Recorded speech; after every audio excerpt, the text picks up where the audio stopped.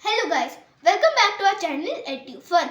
Today we will explore an amazing fact about candle flames. Did you know a candle flame is hollow inside? Let's find out if it's true.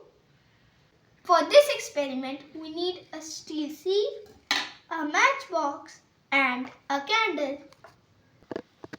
Always do this experiment with an adult around for safety. Now, let's find out if the flame is actually hollowed. Look at this.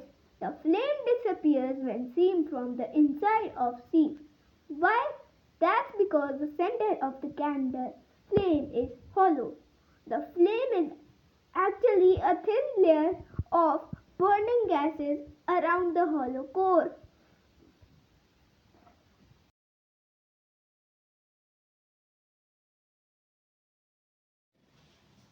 Isn't science fun? Try this experiment at home with an adult around and tell us in the comments what you observed. Thank you.